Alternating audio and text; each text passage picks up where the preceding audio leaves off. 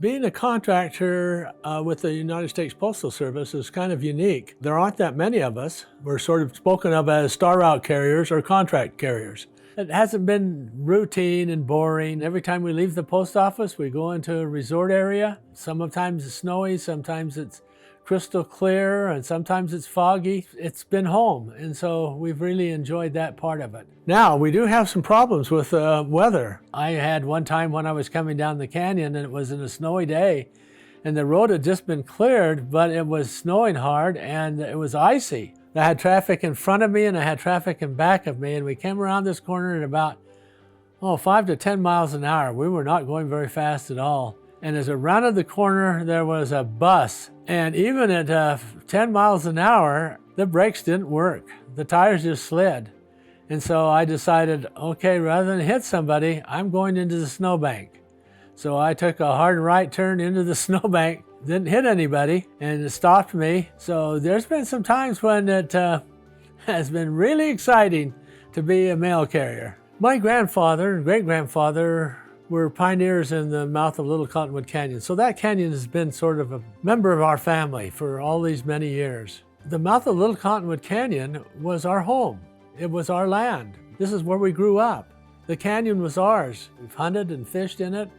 I still to this day try to go up there almost every day and see the canyon because it's just like a good friend, and it has so many memories of it. My grandfather started running materials up and down the canyon. He had, at one time, I think, about 16 team of horses and wagons, and he would go up and down the canyon hauling supplies to the miners. They decided to build a railroad up to Alta. Now, a lot of people don't know that, but there was a railroad that went from Sandy all the way up to Alta, where it switched to a narrow gauge railroad because they had to use a Shay locomotive, which is very good in mountains because every wheel on the Shay locomotive was a traction wheel which would propel the vehicle and propel the train up and down the canyon. So where it was steep, they needed as much traction, as much wheels on the rails as they could get.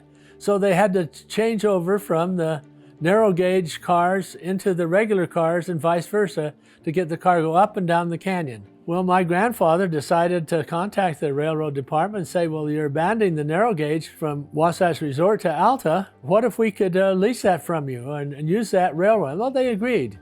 So my grandfather took an old GMC or Shiv truck, modified it, stripped it down, took the body off it, put railroad wheels on it, and got it so that it would run on the rails. And it was called the Jitney. It was pretty economical, and the mail, we used to go on the Jitney on occasion during when it was operating. One time my father was driving it down with 4 passengers on board, and they came to a place where that recently stormed, and there was a little bit of snow and ice on the tracks, and the brakes wouldn't hold it. My father rode it a little further and jumped off of it, and then it left the tracks and crashed, and that was the last time the Jitney's ever been up and down the tracks.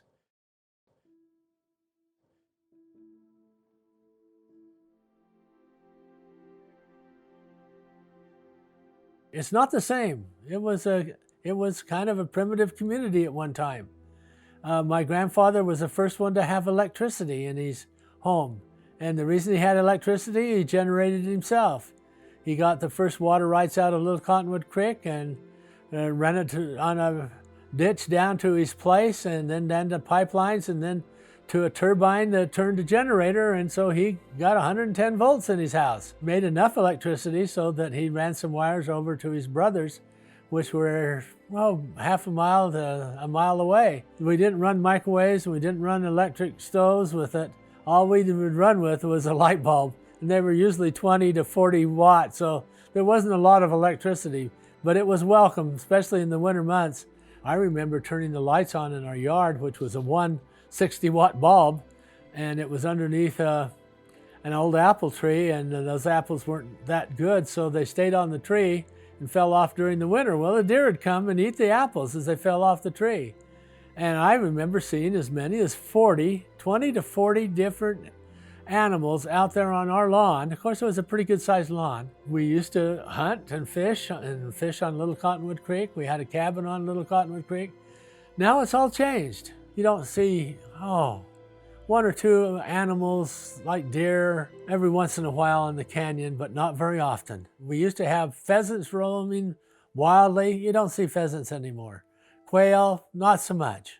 They discovered that there were some lead contaminants on our soil as a result of some old primitive smelters that the miners used in the mouth of the canyon to refine their ore best they could.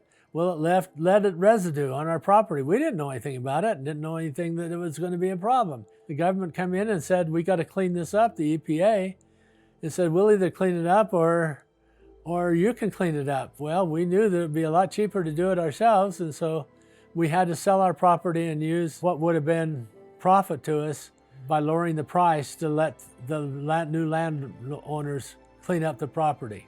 After that, we kind of left the community, and that everything has grown up. We've tripled 4 times maybe the number of people there in the area. The mail route has gotten bigger. We used to have excess water coming down Little Cottonwood Canyon. We don't anymore. It's a fight to keep the water. There's so many people who want the water.